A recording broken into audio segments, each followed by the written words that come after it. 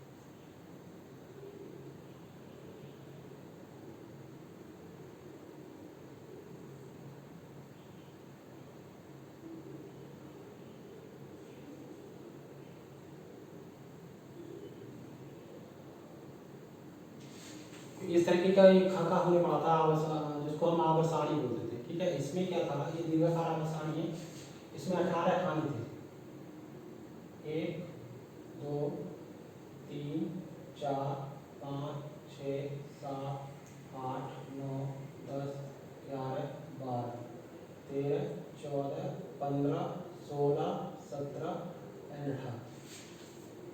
ठीक है, इनको हमने खड़े जो खाने थे या ऊर्ध्वाधर जो खाने थे उनको हमने वर्ग नाम दिया था, जो 36 खाने थे उनको हमने आवर्त नाम दिया था। वो 7 थे, 1 2 3 4 5 6 एंड 7।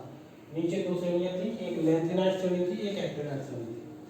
ठीक है, ये पहला आवर्त था, दूसरा, तीसरा, चौथा, पांचवा, छठा, सातवां। ठीक है, ये जो खड़े इनको आवर्त बोलते हैं, आवर्त। ठीक है, और ये जो खड़े थे इनको बोलते हैं वर्ग या समूह।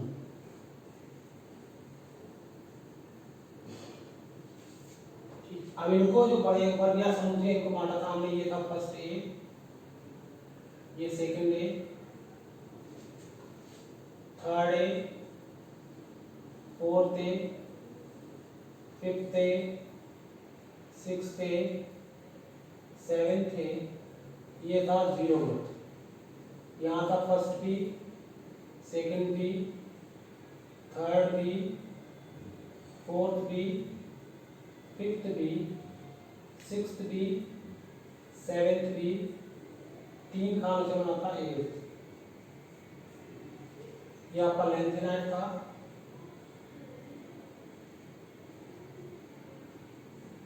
और एक्टिनाइट था।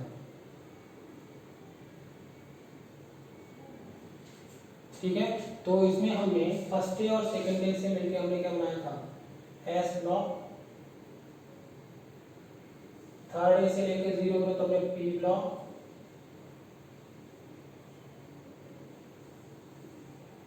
डी ब्लॉक, नीचे की जो श्रेणियां थी इनको बोला था एफ ब्लॉक। ठीक है, तो आज हमें पढ़ना है पी ब्लॉक। ठीक है, इस बार हमारे सिलेबस में पी ब्लॉक है, तो पी ब्लॉक की बात कर रहे हैं। पी ब्लॉक में भी हमें 5th ए के पढ़ना है। 5th ए ये जो यहाँ पर है, और 5th ए कौन सा परिवार है? नाइट्रोजन फैमिली है। तो नाइट्रोजन फैमिली में कौन कौन से होते हैं? नाइट्रोजन, फास्फोरस,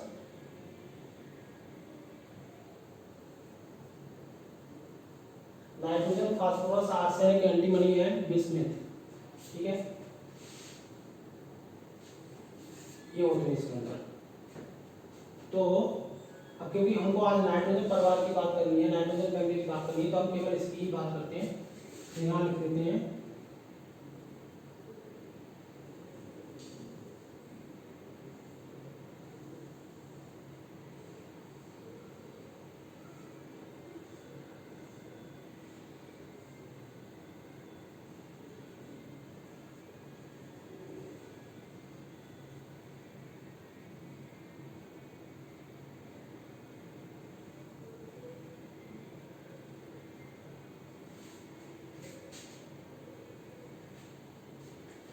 तो अब इसमें इसका परमाणु क्रमांक लिखते हैं। नाइट्रोजन का परमाणु क्रमांक कितना होता है? 7। इसका कितना होता है? 15।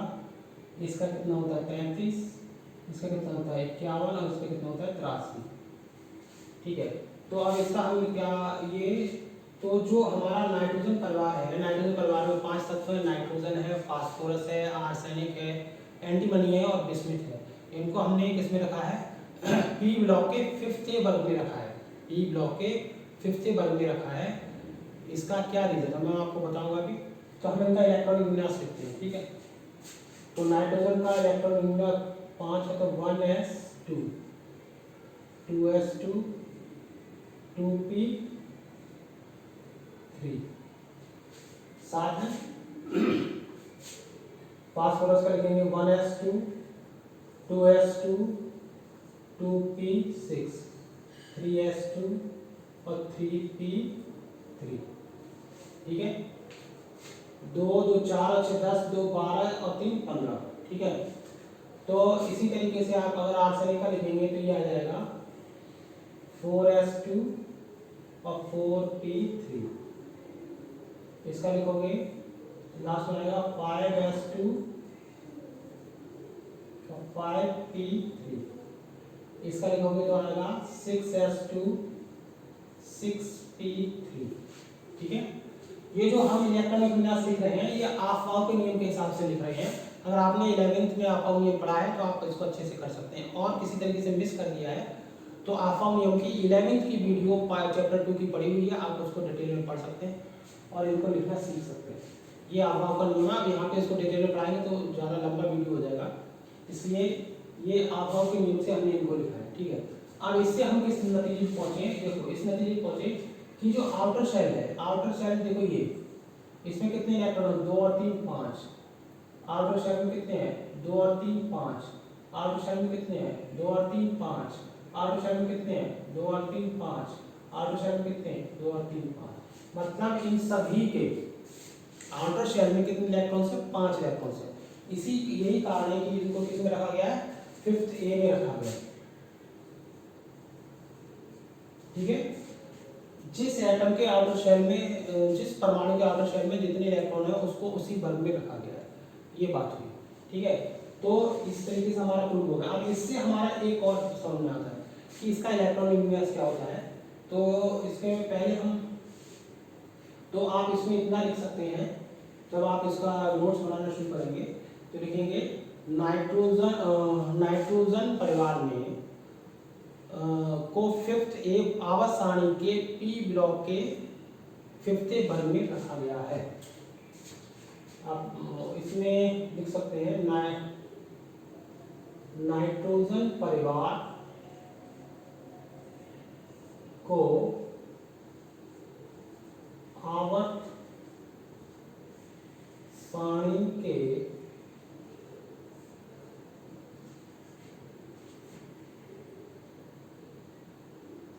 पी ब्लॉक में 5th ए वर्ग में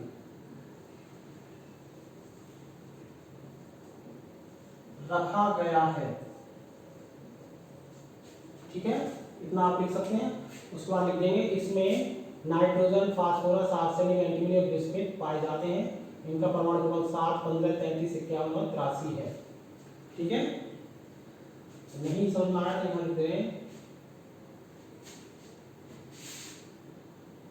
ये तत्व निम्न है। ओके, यहाँ लिख दें 7N, 15P, 33AS, 51SB antimony and 83 bismuth. ठीक है, तो ये एलिमेंट्स इसके अंदर है। इलेक्ट्रॉनिक विन्यास मैंने लिख के दिखा दिया। तो अब इसके बाद हमको पढ़ने हैं, ये आप लिख देंगे, यहाँ से शुरू करेंगे और इसको आप लिख देंगे और इसके बाद लिखेंगे हेडिंग डालेंगे हम भौतिक गुण।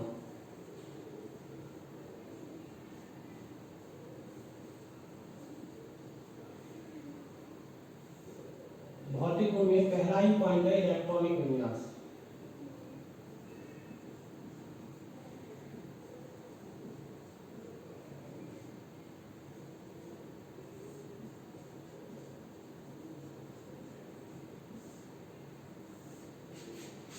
तो इलेक्ट्रॉनिक विन्यास ये मैंने लिख दिया, आप चाहें तो इसको यहाँ पे बना सकते हैं, लेकिन मेन बात इसकी ये है इलेक्ट्रॉनिक विन्यास की, तो हम लिख सकते हैं इस वर्ग के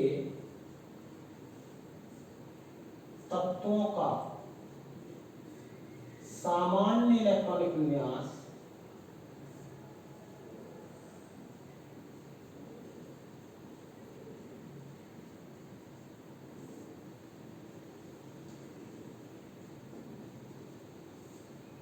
कितना होता है आप देखिए, 2 है, 3 है, 2 है, 3 है, 2 है, 3 है, 2 है, 3 है, बट ये नंबर चेंज हो रहे हैं।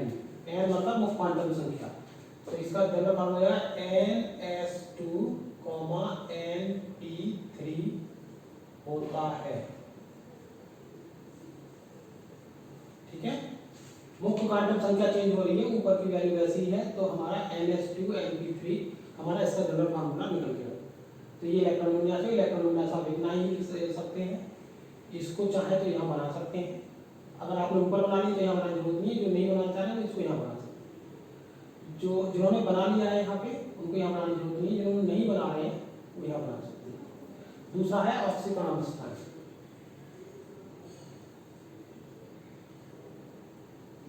दूसरी है शरीर अवस्थाएं।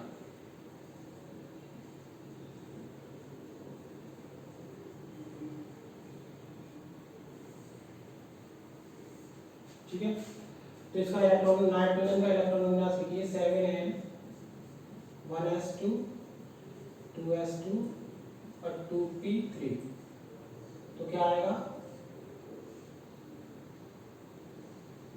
1s में 2 इलेक्ट्रॉन, 2s में 2 इलेक्ट्रॉन और 2p में कितने इलेक्ट्रॉन है, 3 अयुग्मित इलेक्ट्रॉन, अनपेयर्ड इलेक्ट्रॉन। तो ये कितनी शरीर का प्रवेश करेंगे, 3। तो इस वर्ग के तत्व जो होते हैं कितनी शरीर का प्रवेश करते हैं, 3 या कभी कभी क्या करते हैं 5 भी प्रवेश करते हैं। 3 या 5 संयोजकता प्रदर्शित करते हैं।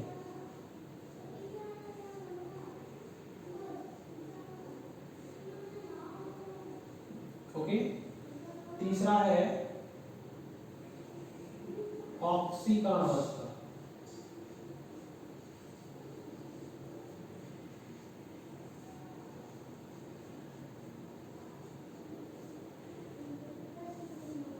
तो नाइट्रोजन परिवार के तत्व जो होते हैं आप लिख देंगे +3 व +5 ऑक्सीकरण अवस्था प्रदर्शित करते हैं।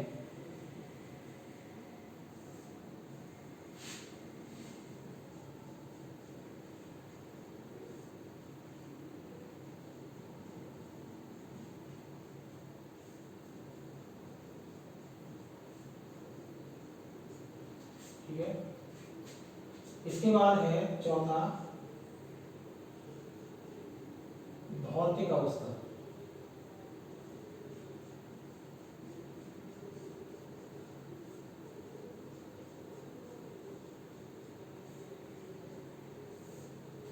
भौतिक अवस्था में क्या है? भौतिक अवस्था में इसमें देखो नाइट्रोजन क्या है? अकेली गैस है। नाइट्रोजन क्या है? गैस है। शेष तत्व क्या है? सब ठोस है। ठीक है, शेष ठोस है। ठीक, तो इसका स्क्रीनशॉट ले लीजिए, फिर इसको मिटा के आगे बढ़ते हैं।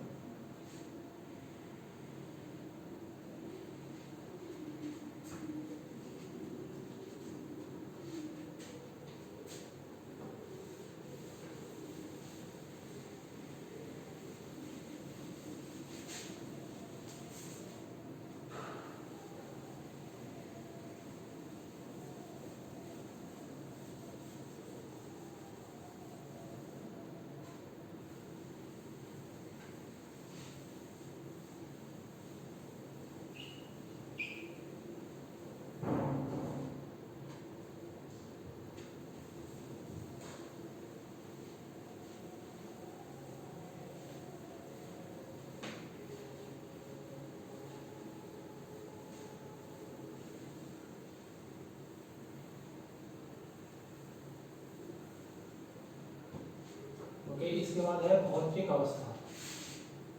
चौथा पॉइंट है भौतिक अवस्था।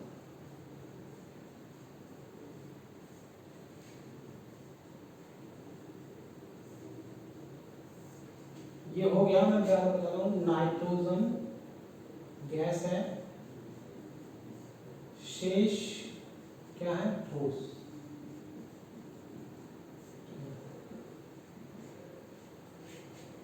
पांचवा पॉइंट है धात्विक तथा अधात्विक प्रकृति। ठीक है जी, धातु मतलब इनमें कौन धातु है, कौन अधातु है, कौन उपधातु है। तो नाइट्रोजन इसमें क्या है? गैस। ठीक है, फास्फोरस, नाइट्रोजन और फास्फोरस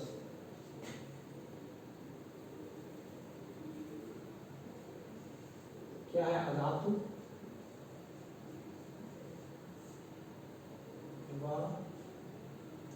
आर्सेनिक और बिस्मिथ, सॉरी आर्सेनिक और एंटीमनी उपधातु।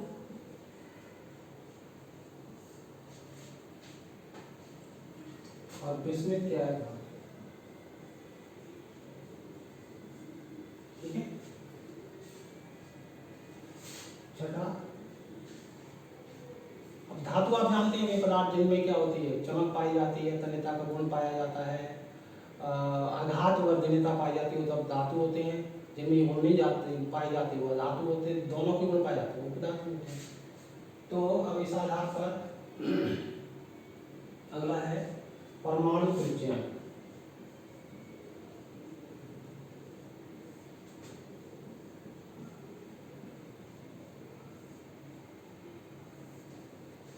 परमाणु त्रिज्या क्या होती है? परमाणु त्रिज्या वर्ग में ऊपर से नीचे चलने पर क्या होती है? घटती है, सॉरी बढ़ती है। परमाणु त्रिज्या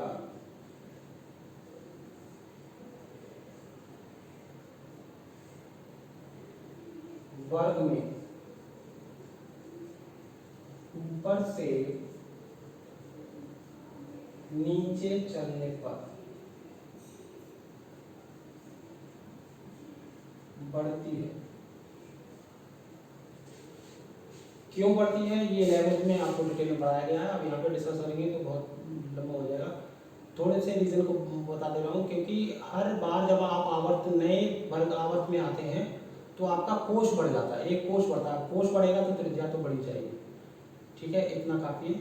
और अगर आपको डिटेल में परमाणु त्रिज्या वगैरह पढ़ना है तो लेंथ की वीडियो पड़ी हुई है परमाणु त्रिज्या की, और इसकी आयनन विभव, इलेक्ट्रॉन बंधुता, विद्युत ऋणात्मकता की, उसको आप देखें, डिटेल में समझना है। तो वैसे मैं बता दे रहा हूँ, जो गुण आवर्त सारणी में लेफ्ट टू राइट चलने पे जो गुण बढ़ता है वो ऊपर से नीचे चलने पे वर्ग में घटता है, और जो गुण घटता है लेफ्ट टू राइट चलने पे वो ऊपर से नीचे चलने पे बढ़ता है। अर्थात कहने का मतलब है परमाणु त्रिज्या लेफ्ट टू राइट चलने पे क्या होती है, घटती है, तो वर्ग में क्या होती है, ऊपर से नीचे चलने पे बढ़ती है। ठीक है, इसके बाद है 7 आयनन विभव।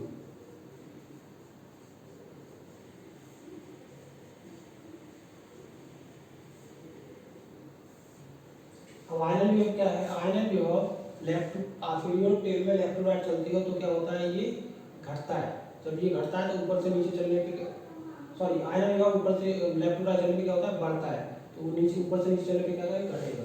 तो आयनन विभव क्या होता है, लेफ्ट टू राइट चलने पे क्या होता है, बढ़ता है। वर्ग में ऊपर से नीचे जाने पर क्या होता है, घटता है। आठवां विद्युत ऋणात्मकता।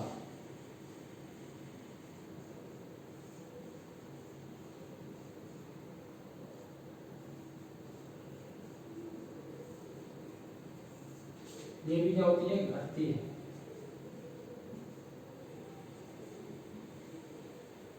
फिर है अपरूपता।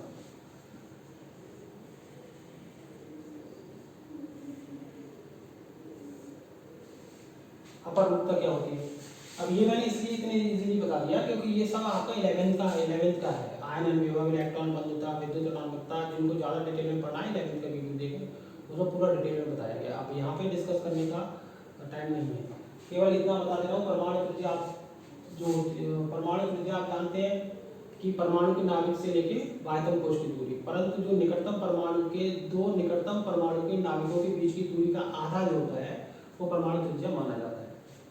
आयनन विभव क्या होता है, आयनन विभव होता है किसी परमाणु के बाह्य कोश में से एक इलेक्ट्रॉन निकालने के लिए जितनी ऊर्जा देनी पड़ती है वो उसका क्या होता है, आयनन विभव कहलाता है। विद्युत ऋणात्मकता, परमाणुओं में इलेक्ट्रॉनों को अपनी ओर आकर्षित करने की जो क्षमता ताकत होती है वो उसकी क्या कहलाती है, विद्युत ऋणात्मकता कहलाती है। शॉर्ट में मैंने बता दिया। अपरूपता, अपरूपता क्या होती है, एक पदार्थ जब वो एक तत्व एक से अधिक रूपों में जब पाया जाता है तो उसको क्या कहलाता है, अपरूपी कहलाता है, और उनका ये गुण क्या कहलाता है, अपरूपता कहलाता है। ठीक है, तो इसमें नाइट्रोजन अपरूपता प्रदर्शित करता है और फास्फोरस भी अपरूपता प्रदर्शित करता है। ठीक है, नाइट्रोजन में अल्फा नाइट्रोजन है,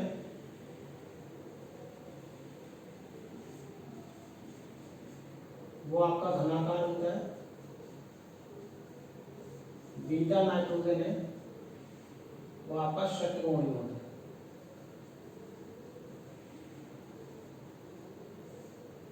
ठीक है, और फास्फोरस आपका सफेद फास्फोरस पाया जाता है, पीला फास्फोरस पाया जाता है, और काला फास्फोरस भी और लाल भी पाया जाता है। तो ये तो कई तरीके का पाया जाता है, तो अपरूपता प्रदर्शित करता है। ठीक है, इसका आप पढ़ेंगे रासायनिक गुण, इसका स्क्रीनशॉट ले लीजिए फिर आगे बढ़ते हैं।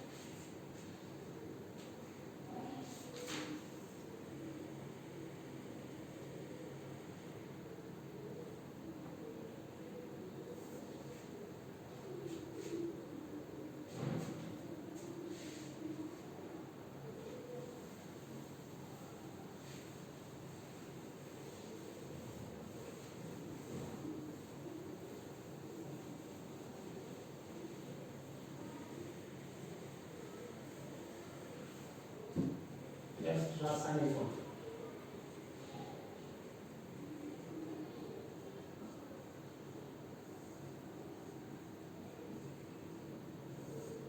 रासायनिक गुण में पहली है क्रियाशीलता।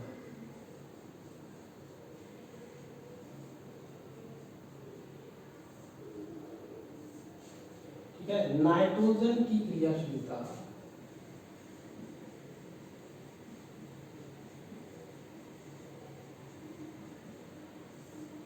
कम होती है, कम होती है, जबकि फास्फोरस अधिक क्रियाशील होता है।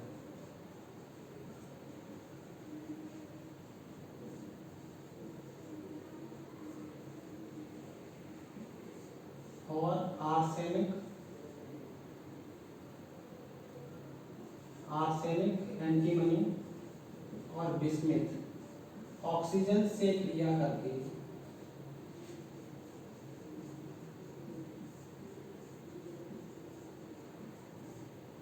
इनके ऑक्साइड बनाते हैं।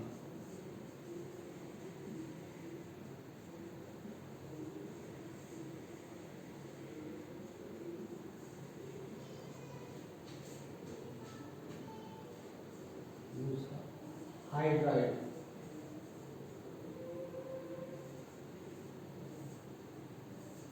तो इसके इस वर्ग के सारे तत्व जो हैं वो MH3 हाइड्राइड बनाते हैं। मतलब ये इनके हाइड्राइड का जन्म है। M की जगह आप इनमें से कोई तत्व रख दो, जैसे नाइट्रोजन रख दोगे तो ये बन गया, फास्फोरस रख दोगे तो इसका हाइड्राइड ये बन गया, आर्सेनिक रख दोगे तो इसका हाइड्राइड ये बन गया, और एंटीमनी रख दोगे तो इसका हाइड्राइड ये बन गया, बिस्मिथ रख दोगे तो इसका हाइड्राइड ये बन गया। तो जनरल फार्मूला MM रख देते हैं, M इनके हाइड्राइड बनाते हैं। तीसरा नाइट्रोजन के ऑक्साइड,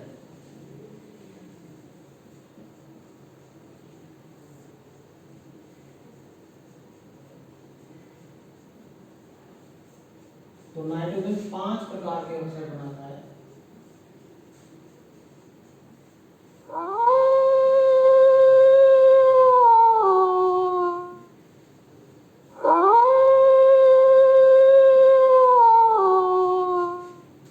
पहला है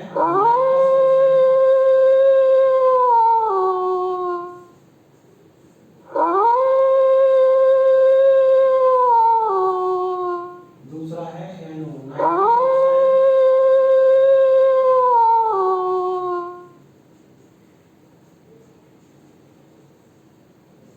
तीसरा N2O3 die nitrogen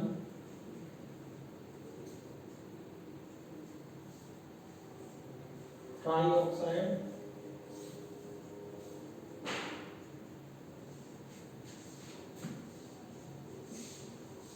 nitrogen dioxide.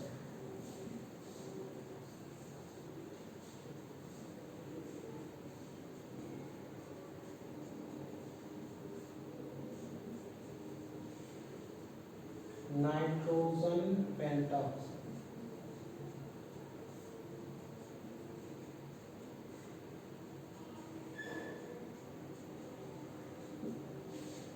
ठीक है, इस तरीके से ये नाइट्रोजन के 5 ऑक्साइड बनाता है नाइट्रोजन। ठीक है, नाइट्रस ऑक्साइड, इसको लॉकिंग गैस भी बोलते हैं, nitric oxide, die nitrogen try oxide, nitrogen dioxide and nitrogen pentoxide. ठीक है, इसका स्क्रीनशॉट ले लीजिए, फिर आगे करो।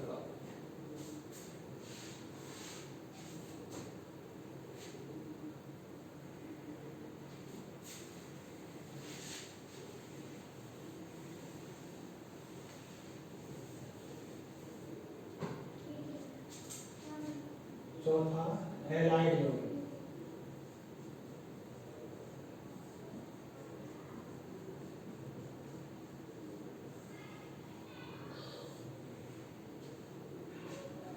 तो ये है इस वर्ग के पहला है ट्राई हैलाइड,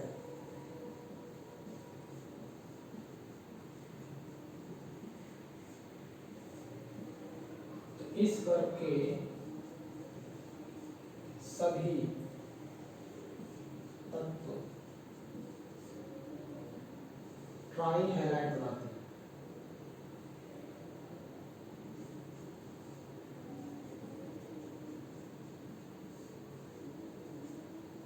ठीक है,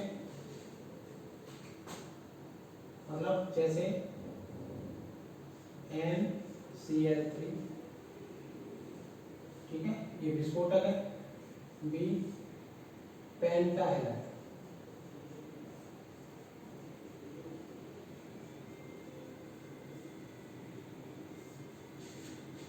तो नाइट्रोजन को छोड़कर सभी पेंटा हैलाइड बनाते हैं।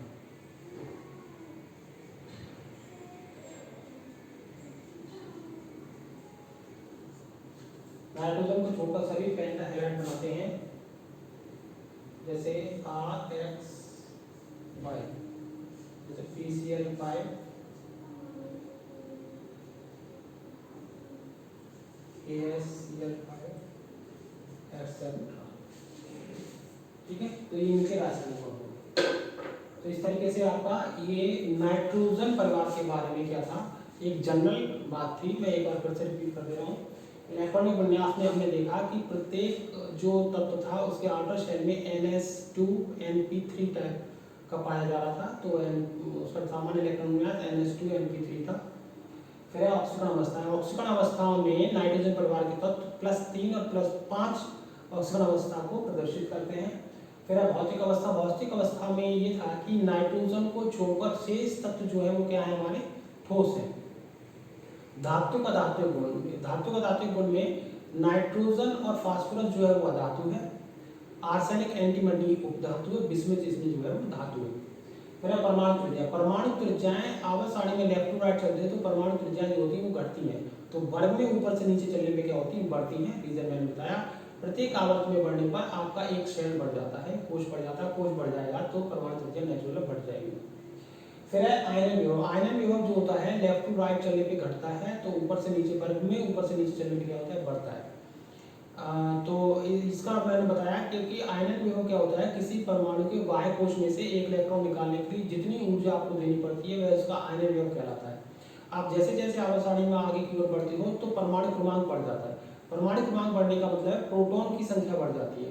प्रोटॉन की संख्या बढ़ने का मतलब है धनावेश बढ़ जाता है, मतलब इलेक्ट्रॉन को खींचने की ताकत बढ़ जाती है।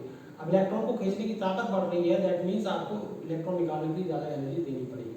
इसलिए जैसे जैसे आप आवर्त सारणी में आगे लेफ्ट टू राइट चलते हो तो आयनन विभव का मान जो होता है वो बढ़ जाता है, लेकिन ऊपर से नीचे चलने पे क्या हुआ तो घटेगा। मैंने बताया जो गुण लेफ्ट टू राइट चलने पे बढ़ता है वो ऊपर से नीचे चलने पे घटता है, जो गुण लेफ्ट टू राइट चलने पे घटेगा वो ऊपर से नीचे चलने पे बढ़ेगा।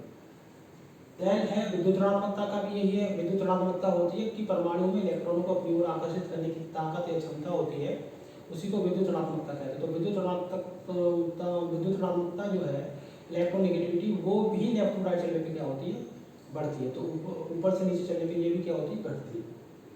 अपरूपता, अपरूपता हमारी क्या है, अपरूपता हमारी है कि एक ही तत्व जो विभिन्न रूपों में पाया जाता है उसको हम अपरूपता कहते हैं। जैसे फास्फोरस का इजी एग्जांपल है, फास्फोरस, लाल फास्फोरस भी पाया जाता है, काला फास्फोरस भी पाया जाता है, सफेद फास्फोरस भी, पीला फास्फोरस भी पाया जाता है। तो ये इसलिए हम बोलते हैं। नया रासायनिक गुण, क्रियाशीलता, क्रियाशीलता में नाइट्रोजन जो हमारा जो है वो कम क्रियाशील है और फास्फोरस जो है वो अधिक क्रियाशील है। नाइट्रोजन जो फास्फोरस इतना अधिक क्रियाशील है कि वो साधारण ताप पर भी क्या हो जाता है, जलना कुछ प्रारंभ कर देता है। देन है हाइड्राइड्स। तो जो हाइड्राइड्स हैं जो इस वर्ग के सारे तत्व जो है हाइड्राइड बनाते हैं, तो उनके लिए जनरल फार्मूला होता है MH3। ठीक है, तो M की जगह आप कोई भी तत्व रख दीजिए, उनका इनके हाइड्राइड का फार्मूला आपको मिल जाएगा। नेक्स्ट है फिर है नाइट्रोजन के ऑक्साइड। नाइट्रोजन के 5 प्रकार के ऑक्साइड होते हैं। पहला होता है नाइट्रस ऑक्साइड जिसको लॉफिंग गैस भी बोलते हैं, दूसरा नाइट्रिक ऑक्साइड, तीसरा डाई नाइट्रोजन ट्राईऑक्साइड, चौथा आपका नाइट्रोजन डाइऑक्साइड और पांचवा नाइट्रोजन पेंटाऑक्साइड।